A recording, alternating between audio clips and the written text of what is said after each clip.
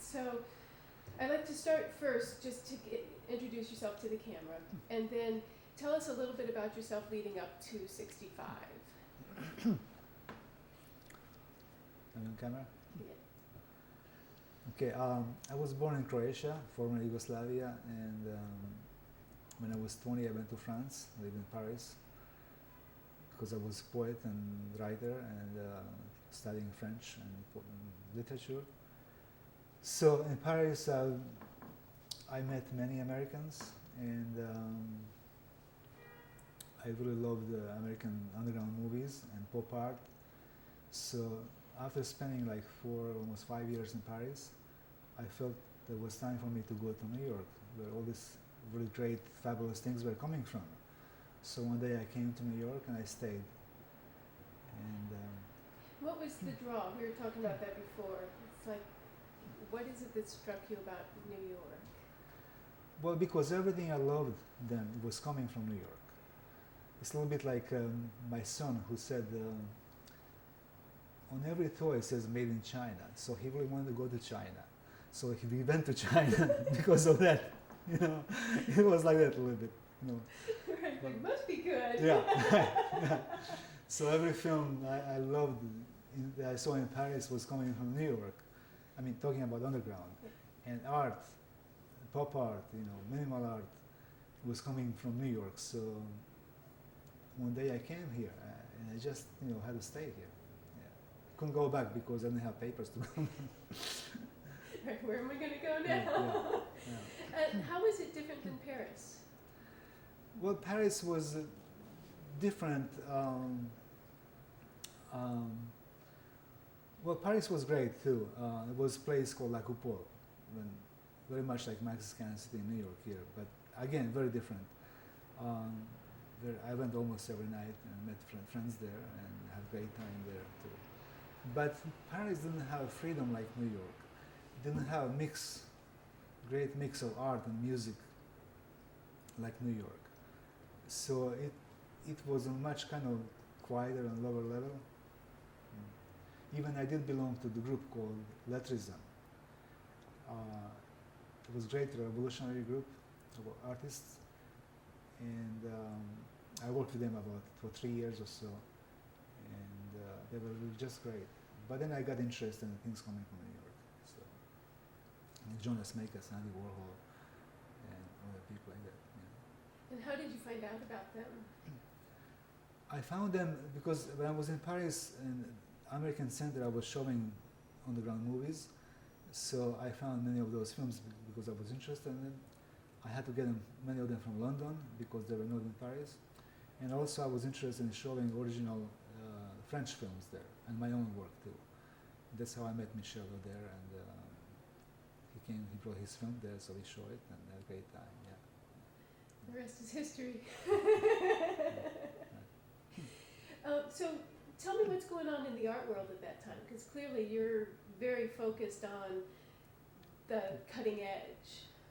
Well, that time when I came to New York, I went to Max's and met many artists there and many friends. And Michel was there, and also a friend of mine, Joe Giudici, had a gallery in Soho, and he let me stay in his place. So that's where I met Chamberlain and Neil Williams and Larry Poons. And I met Warhol at the factory because Michel took me there, to the factory. So, so what was the question? Just what's going on in the art world. So to me, like art world focus was really Max's, because every night I would go there and artists were there in the front part. By the bar there were artists like Chamberlain, Frosty Myers, Neil Williams and Larry Poons. And the background were musicians and transvestites. So it was very picturesque. It was really just incredible fashion and attitude and clothes and look. That time I didn't have a camera, but I think I bought a camera like the next day or so. I started shooting pictures. So I was shooting there every night. Like Max's background was my studio. Mickey let me shoot pictures there almost every night. And of course I would take a few in the front also by the bar area. but it was mostly background that I was interested in. Yeah, you were saying before that, talk a little bit about what took you from writing to filmmaking to photography. Well, when I came to New York, I didn't really speak English, very little. So for me, like, camera was a communication piece, really. I could not speak, but I could speak through the pictures. So pointing camera at other people, they would respond. So that's how we would have a dialogue, camera dialogue. And I felt that camera was also a very intimate instrument, and I could really capture friendship and openness. And to me, it was like great ingredients to make art, really. You know, so I kept shooting pictures every night. And what did the city feel like? I didn't really know the city much. I mostly kind of knew downtown and Union Square, that area. But it was, I felt it was suddenly just this incredible freedom that I never had before. That I lived, you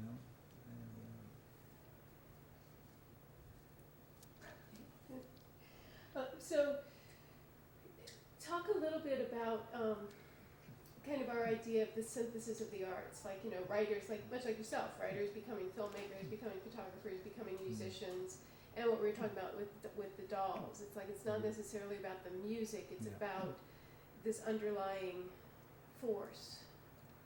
Yeah, what I felt at the time in New York, mainly at Max's, this was this incredible beauty and this incredible look and incredible energy. And of course, I didn't write poems anymore because that was the third time I changed the language. So I was really shooting pictures and later videos and film. But I just felt this energy and I felt I had to capture it because like David Johansen, like Wayne County, they were friends, and I would see them every night, Johnny Thunders. And every night I could shoot new pictures of them, hundreds of new pictures every night. I was kind of aimlessly just shooting pictures.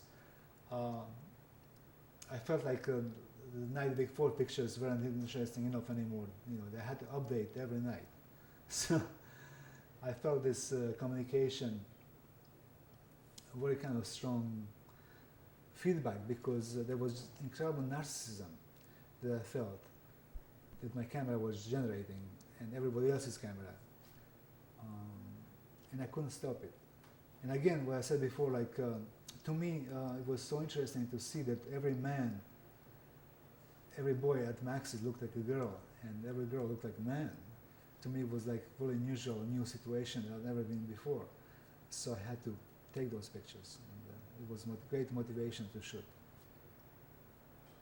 Endless material. Endless material, and I shot a lot of black and white, and also surprisingly, I shot much color, which today they just look great. They were taken yesterday or something. Yeah. So, when you look at those, what comes to mind when you look at your pictures? Like when you go through, what do you feel? What do you know what? Well, sad thing is that many of those people, they just died. You know, they just couldn't live long enough with drugs and other things, suicides, and it was really very brief moment. Some of those people, like I felt like Andrea or Eric Emerson or Johnny Thunders, you know, their lives were like shorter than butterflies' lives. You know, it's and I'm really kind of happy to have those pictures because that's what's left. You know, their art and their music and their pictures. And they just looked so beautiful and so young and so great that it's really wonderful to have those pictures and show to young people because young people, especially today, suddenly they're interested in the 70s and they love those pictures and they look at them and they're inspired by it. It's very inspiring. It was a very inspiring time to generations to come, you know. Yeah. What do you think about the fashions and the looks? Well, the fashion was there. It was so radical, so new, so beautiful that it really vibrates today. It just kind of you think it was taken yesterday, you know, so vivid and so creative and so antisocial, you know. So, Okay. of course. What about the gender bending in fashion? Well, it was really great because suddenly, for me, the first time in my life, I could see that it didn't matter what you wear, you know, dress or pants, because I saw men and women being dressed in, you know, dresses and pants, and there was great designer Tiger Morse, who really had fantastic, incredible, beautiful clothes that she was wearing herself every night, very colorful, made from anything, you know. And musicians like Eric Emerson or Wayne County or David Johansen were wearing something different every night, made from trash mostly, but very colorful trash, you know. So to me it was inspiring to show those pictures, and I found beauty in it. Yeah. So you were living down in Soho then, or? I was living in Soho, and also was living part-time at Chelsea and other places. Another great person I knew at the time, I was making videos with him, and it was Charles James, great fashion designer, you know, Charles James, who lived at the Chelsea Hotel, who was probably the greatest American fashion designer. So I would make videos and pictures with him, and at night I would do videos and pictures with the punk people at Maxis. So it was really two extremes, you know, two just incredible. I was really lucky to have this bridge, you know. Definitely. Because Charles James was so classic and so radical in his, you know, great American style and beauty. And at night at Max's, it was all thrown in the garbage and recycled. You know? Exactly. It's like you got the high-end, Yeah. proper fabrics, Yeah. and then you got the, well, this will go. Right, yeah, cardboard and, you know, Right. yeah. So what was the club scene when you got here?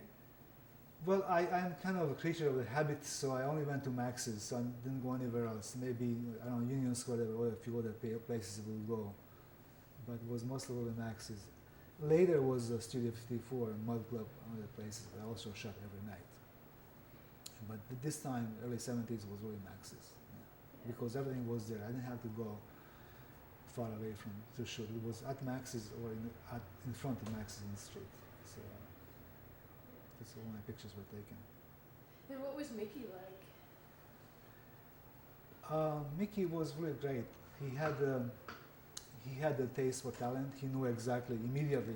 He was very fast. He could know who was doing something interesting and who was not. And it was his door policy too. So he would let me in and shoot pictures every night, and he would let all these great creative people in. You know. Yeah.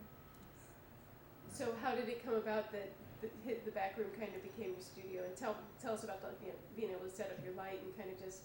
Well, the moment Mickey saw I was taking pictures and really persistently every night, he let me. I didn't have to ask him permission anymore. He said, "Now you can take pictures forever, for a lifetime." You know. So I felt like, I felt like nobility or something. You know, and I could do something that nobody else could do, really. And so I'm grateful to Mickey for that. Yeah, that's really great. Yeah. Yeah, because we interviewed Yvonne. Yeah. Did you know her at the time, or? I met her, but I didn't really know her. Yeah. Yeah. Actually, I also worked for a while at Max's as a did busboy you? too. I was for a while, yeah, for a short time. So I had my camera and my work together. How was that? It was great. Yeah, it was interesting. Yeah, it was great. Yeah, I would eat there every day and would get some money and shoot pictures. So it was great. Yeah. What's wrong with that, right? Right. Yeah. So what was the Max's drill? Because I know they had the chicken and the free food and. In the afternoon, we would go there for free food, and have coffee and chicken. And at night, we would go to Max's and have in the back room had charging every night. Very few of those bills were paid ever. It was all on Mickey's account. Right. Fine supporter of the arts he was. Yes, exactly. Yeah. Yeah, somebody we interviewed said, everyone you interview after me, ask them how they ate. Yeah.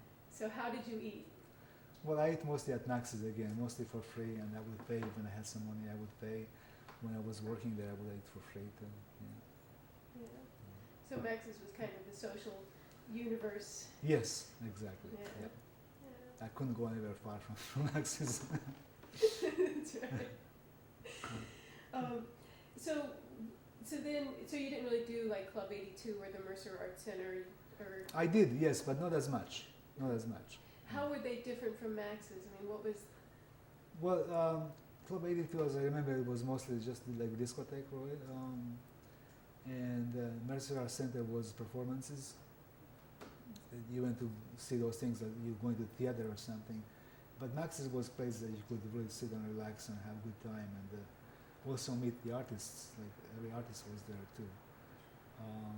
Well, I saw Warhol there. I didn't take a picture of him there. Lou Reed would be there. John Chamberlain was there. Richard Serra was there. Bob Smithson was there. Tony Shafrazi was there. The night when he painted Guernica, he came to Max's.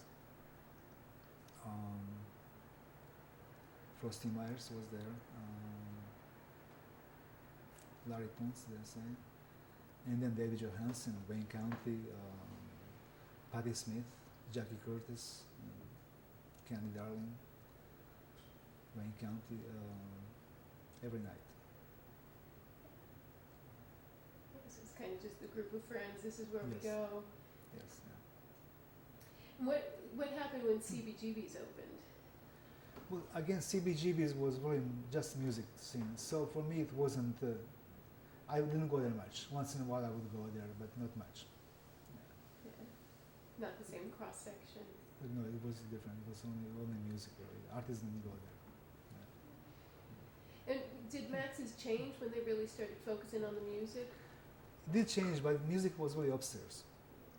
I mean, the Doors on Wayne County were there before the music scene also, so they were mostly hanging out in the back room. And sometimes they would go upstairs to play or to see other bands performing. But another great thing was at Max's was Lady Divine was there often, and Johnny Waters was there a lot, and I can't remember now. Everybody was. Yeah. So, what do you talk a little bit about Warhol and your experience with them? Well, Warhol, I met him at the factory, but Michel and Viva took me there, I think. Yeah, so I went there. And I had my camera with me and I took pictures of Andy. My first impression was that when I shot pictures of him, he came and talked to me and was really interested in my camera. And I was really surprised because Andy was like he never saw, like a child, like he never saw camera before, It was the first time ever he saw the camera. That's how enthusiastic and how wonderful he was about me, So I felt a little embarrassed, I had to talk about my camera to great Andy Warhol, But he was very wonderful, and he gave me a job to shoot pictures for Interview magazine, and I would go there like at least once a month and print my pictures, and they were published. Interview, and this way it was like great feedback for me because everybody wanted to be in my pictures, and Interview was a really great magazine. Then it was the only thing like that in New York. It was original. Much later, I made my own magazine, Night, which was much more flamboyant, much bigger and much more beautiful. But Interview was really great inspiration and great work. Yeah. And what effect do you think Andy's creating superstars had on the scene? Well, it was really just incredible because Andy was running like the Hollywood studio, and he was creating the superstars. And they were all great talents, great. But he could only make 1 or 2 movies with them, or 3 movies or something. And then Hollywood was not interested in them. There was no other filmmaker that was interested in making movies with that. I did. I made about maybe like 25 movies with these superstars on video later, and but he did create the original underground superstar studio. Do you think that had anything to do with kind of creating the whole New York feeling? Well, definitely, it was a very big part of it. Yes, like Andy was really focused on it. You know, it's because he had art and he had music, and he had the movies going right there that he was responsible for. So it was a very unique situation, like nobody else on the art scene at that time. He combined all of it together. But you didn't really want to get involved with what he was doing. Well, I had my own thing going on. I also had my own little underground TV studio program producing going on, and pictures I shot. I gave them. They were published in an interview, but I kept them for myself because it was like my own work, and I was in the process of creating my own universe. Ooh, shall we say? Universe. And you were working with Michelle at the time too. Well, I was, yes, that was really first thing. I was assisting Michel. I was his assistant at the film Cleopatra, and I would shoot a little bit videos with him. But again, Michel was also independent, and I was also independent, so once in a while we would cross. Yeah, because I know he did the same thing. He's like, Yeah. you know, I'll be Yeah, observing the Right. Warhol thing, but I'm not yeah, of right. the Warhol Exactly, thing. yes, Yeah. yes, yeah. Because once you were absorbed by it, you could not set yourself free, you know. Say a little more about that. Because I think there was a real kind of vortex or something that. Well, there were great artists like Richard Bernstein, you know, and Ronnie Coutron, you know, and there were other ones who are kind of really much absorbed by Interview magazine and absorbed completely by Warhol scene, that they had really hard time later to detach themselves from that, you know. And they were great artists, you know, on their own, you know, merit. Is it because Andy had such power, or was it more that the public, once you were associated, you were just. Well, no, Andy had this incredible power absorbing any creative force around him, you know, coming from other people.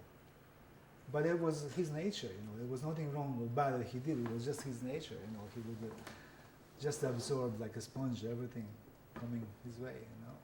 So it was like a little bit like quicksand, you know. So Yeah, tread carefully. yeah. So talk to me a little bit about your TV show. It was in 1972. I was shooting a lot of videos, and that time there was no place that you could show you videos. There were a few galleries interested in it, but I was not interested in galleries really. So there was a time when I found out about cable television. Cable television was just starting, and they had their own public channel that you could go there and ask for time, for weekly time. And I went there with my videos and asked them to give me weekly 1 hour, Sunday nights. So I would play my videos every Sunday. And I was shooting mostly with Taylor Mead and Tinkerbell and some other, Susan Blum and some other people, Candy Darling. And I took all these videos to cable television. They put them on. They had no idea what was coming. So the show was censored during on the air. And so it was first time that American television had something censored on the air for some reason. I found out later. So of course there was a big scandal because I had, in the very first show I had Danny Fields putting a light bulb in Sammy Melange's ass, okay? Trying to cure him from hemorrhoids or something with Vaseline. There was nothing pornographic, it was just a kind of very graphic scene. And it was censored, and every magazine in the country, every paper wrote about it. So suddenly my show became a big success overnight, you know, notorious. So we had like thousands of people tuning in every Sunday night. And I kept production going. I would shoot every week new movie or new film. So it was really great because I was very, very productive that time. I would shoot 1 hour weekly, ready for camera. There was not much editing. I would really not edit at all. I would just shoot whatever wasn't on tape. I would take it to the television. So you can imagine it was all the materials, from Max's, from New York, Soho Loft, from downtown street scenes. I show everything. What were you shooting with? I was mostly shooting with Taylor and Susan Blonde. Yeah, equipment-wise. Equipment was the first Portapack, Sony Portapack, yes. Yeah, they've got such a great look. Well, it was a bad. I didn't care much about the quality of the picture, so it was a bad picture quality, bad sound quality. My camera was really shaking, and I didn't want to have like static tripod camera. If I had more than a few seconds camera on you, I would shake it like trying to erase you. So I was using camera like an eraser. So my camera is really crazy and jumping. But that was a style. That was very antisocial. It was a statement. Bad camera work, bad sound, bad picture. It was part of it because we had to destroy the television the way it was before. So it was like kind of assault on television.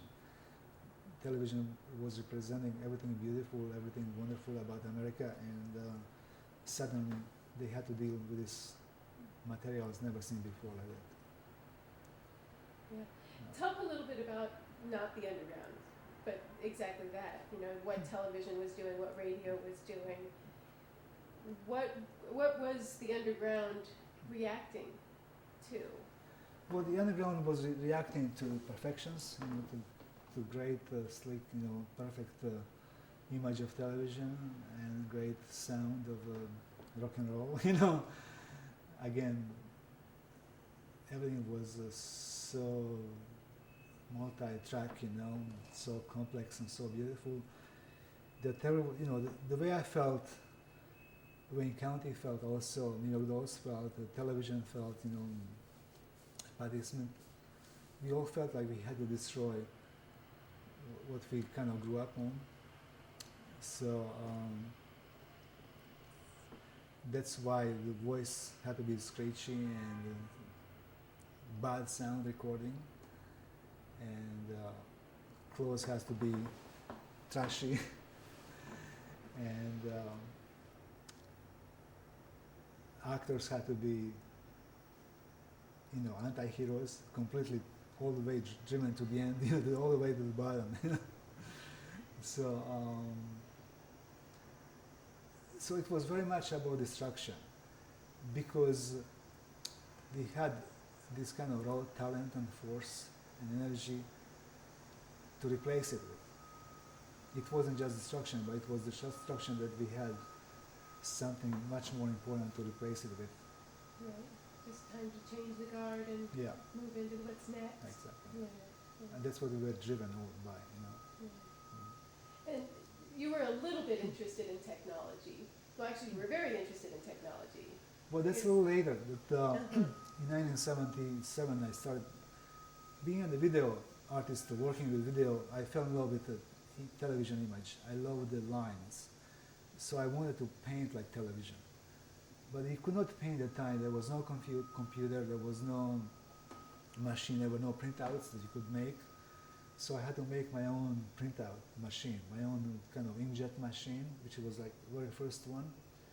I built it in my loft on Fifth Avenue across the street from here.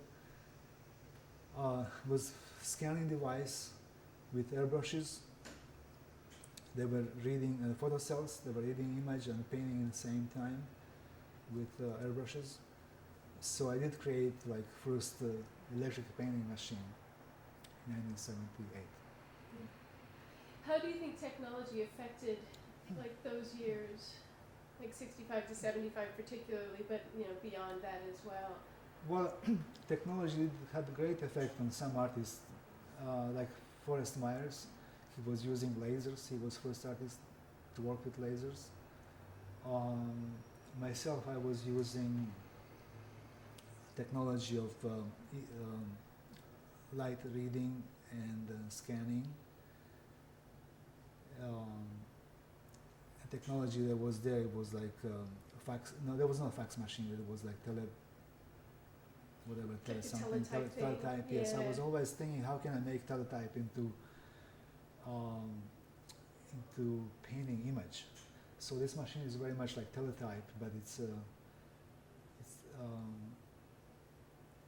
well, it's kind of strange construction because first of all, it was reading an image and at the same time painting it, but it was not for the sake of high quality.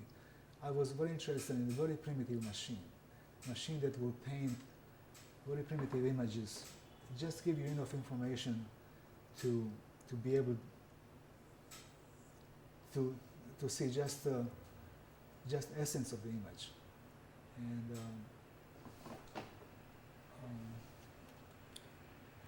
so I guess I succeeded in it. And then much later came computer and digital art and high resolution pictures.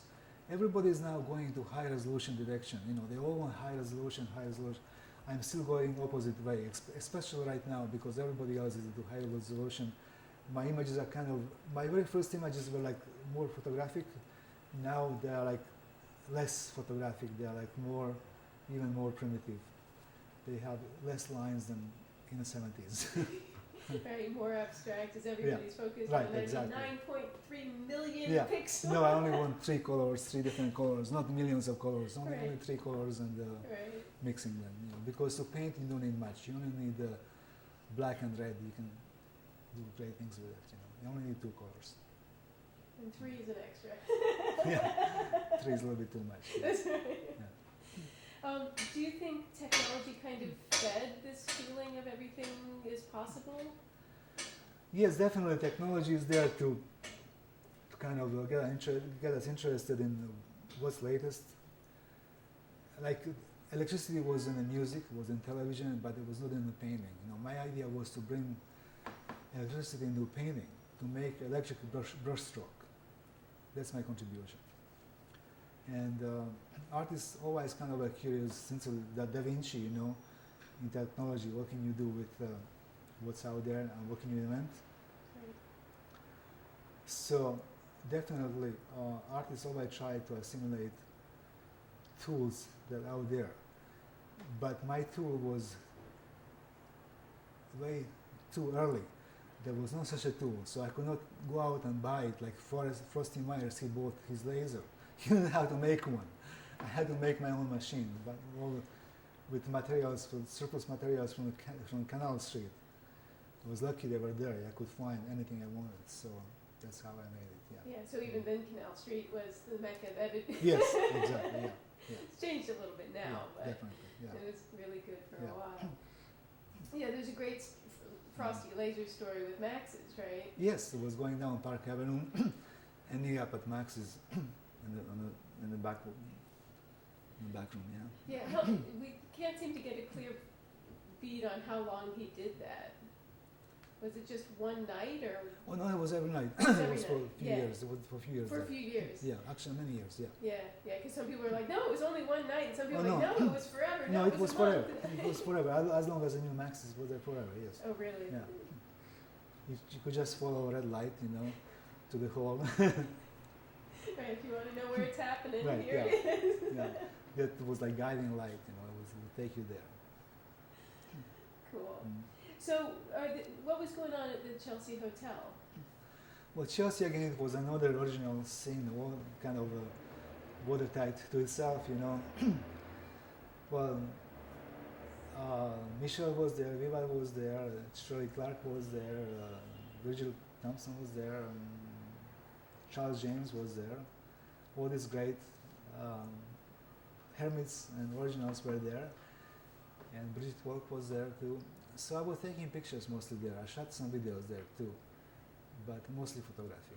Yeah. Yeah, was it kind of a community, or were people pretty isolated? Well, it was a community of Chelsea Hotel, but then at night they would go to Max's, so there was this kind of shuttle effect, you know. going back and forth. Yeah. Right. Yeah. It's time. Yeah. So I spent some time at Chelsea, but not that much really. Yeah. I shot like 20 hours of video with Charles James there. Yeah. Nice. Most of the fashion stuff, or Most of the fashion. Yeah. Yeah. I bet that's amazing. And Richard Bernstein was there, and Victor Hugo would spend some time there, so I shot some videos with him there too. And it was mostly Michel Viva and Charles James for me. So what was going on? Actually, you showed stuff at the kitchen, right? I did show at the kitchen. Yeah, my first videos were shown at the kitchen. Yes. Yeah. What was kind of the underground, film and video art versus documentation? What was all that mix? Well, it was interesting because originally I thought I was going to make movies. I was like filmmaker, and like many people, like Michelle or myself or other people at that time who were filmmakers, the moment we discovered the video camera, it did change us forever. We could not go back to film. So we were making videos. Only time then you could show your videos was really kitchen. So we all had shows at the kitchen and some other few galleries like Lo Giudici, and but there was a time where kind of still nostalgic about film, but video was so powerful and so radical that you could not go back to film. And yeah, the kitchen was maybe like only outlet that early to show, really. Yeah, what was it like there? I can't remember much. There were only like one guy or two running it, and funny thing, because like the first kitchen or maybe second kitchen was in the same loft where I shot my videos. Giudici moved out, and the kitchen took it over. So all my kitchen shows were shown in place on site. So it was kind of absurd. Right, it's like, well, Yeah. wait a minute. Yeah, people would look at the videos and they would look at the same This is- interiors, It Right. shot right here. The tailor made was right here, right? Yeah. Right, reenact. So it was kind of very surrealistic. It was kind of bizarre, but it did add another dimension to how everything was disconnected and connected at the same time. So it was wonderful. Yeah, it was beautiful. That's really good. Yeah. And were you aware of like Namjoon Paik's work at the time? Yes, I was, and I did met him also, and I loved his work, but my own work was really about movies and television. I was not much about the electronic part of it, because once I saw feedback, I felt that was it. It was for me. So for me, it was kind of old-fashioned studio technique, same actors, working with them every night, every week. Just technology was different, and so to me, again, I did not really belong in the video art. I felt like I had to show my work on television, and the cable was just perfect for that. So all my work was directed and towards the television. Yeah, so your Because- focus. Yeah, because I really felt I had to change television. I was not interested for very small gallery audience. I was interested in having like thousands, hundreds of thousands of people watching my show every night, and providing them something completely different, completely underground, improvised, pornographic. It was pornographic because it was ugly and topless or naked, but I was not interested in pornography per se. But any work like that shown on television at that time, it was considered pornography. Yeah. So How, I could not escape that. how far the line has shifted now, right? Yeah, exactly. And then after my show came many other shows that pure pornography or underground or music like MTV or Sex and the City and other things came much later. Yeah, but I was really pioneer. I was really first to break the ice on television. Yeah, so you were television, yeah. more interested in changing. Because I put Taylor Mead on television, so, Right, right, and Candy Darling and everybody else. Yeah. right. Yeah. It's hard to top that. So the pieces you were making, we were talking before, they were kind of rough outlines of ideas, and then your actors would. Yeah, because I felt like, you know, it had to be for television, it had to be a little bit like soap opera. So I would have an outline. In the moment I had like actors there in the loft, you know, Taylor, Susan, Sammy Melange, Tinkerbell, Candy Darling, Garcia Divine, or we would figure out the plot, and the girls in the background, dancing girls and all that. So it was like complex little Hollywood studio, being kind of improvised. It was influenced by Andy Warhol, so very much, you know, Paul Morrissey, maybe more than Warhol. But they did their work for film. Again, it was different because I wanted my work for television. So, so every week we had to come up with a new different story, and we would make it. And they were getting wilder and wilder, and censored more and more. And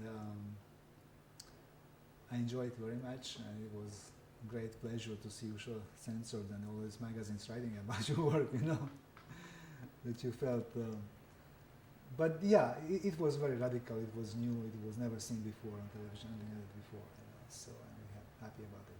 It was like my main contribution at that time, 1973, yeah, 73, 74, 75. So then how was kind of New York and the world different after 75?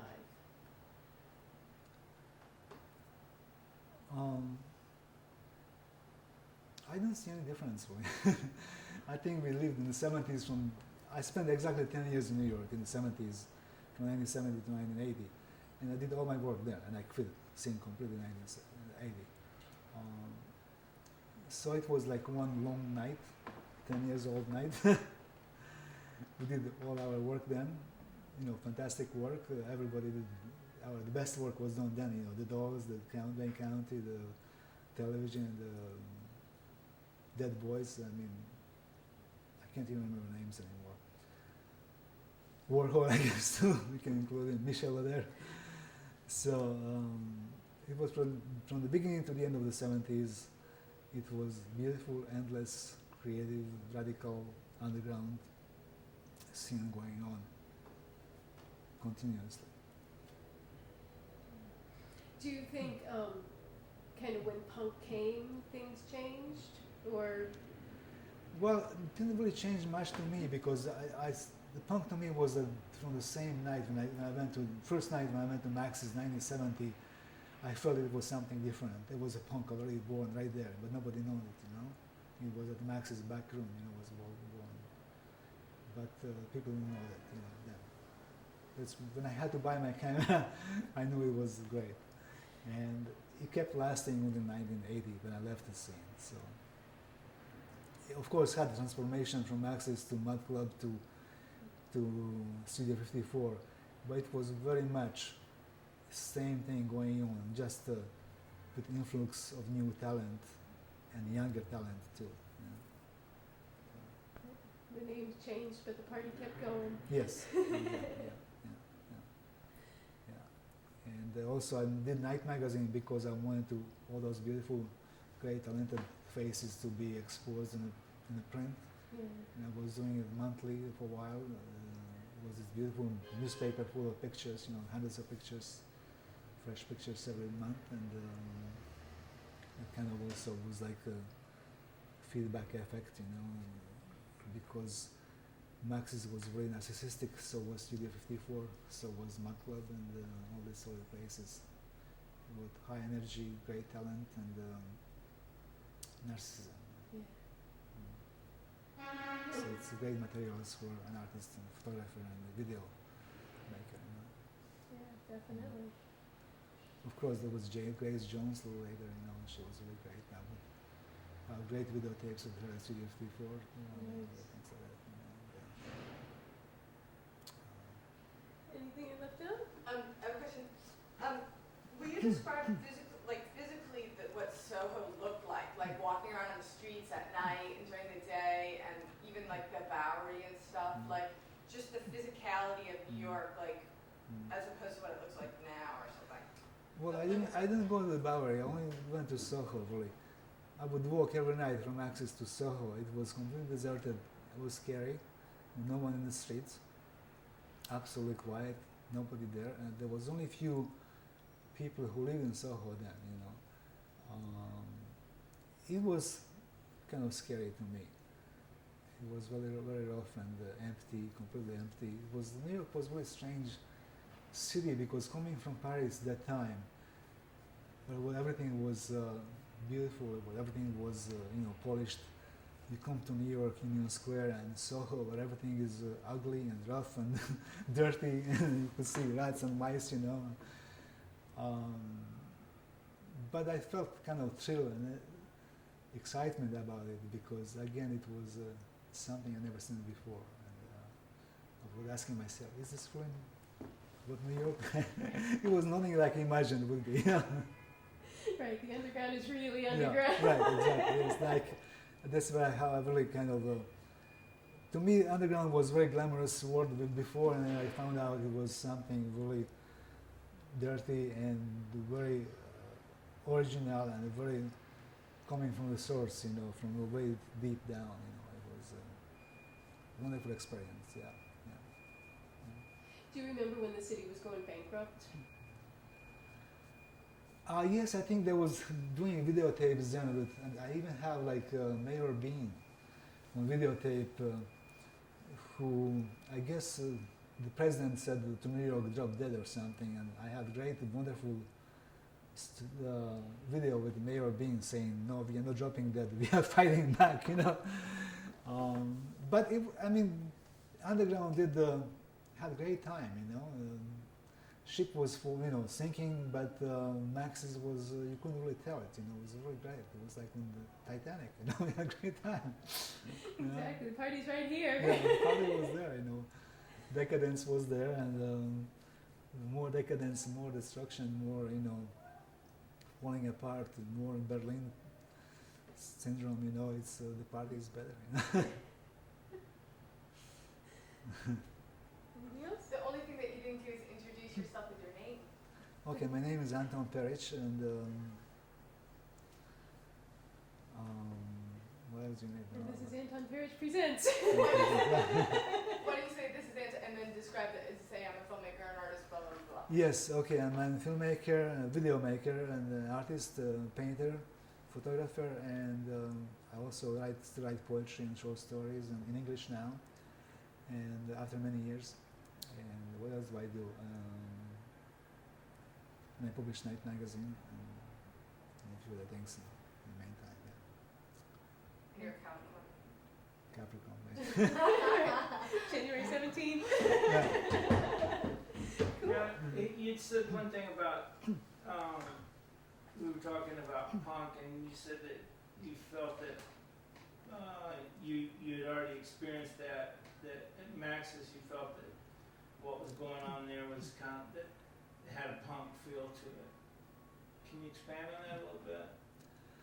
Well, Was there music going on then at Max's? Yeah, actually, yes. The Dane County sang the first in 1971. Maybe I have videotapes with him. David sang very early too, you know, but it was not defined as a punk. So what I'm saying, later they called it punk.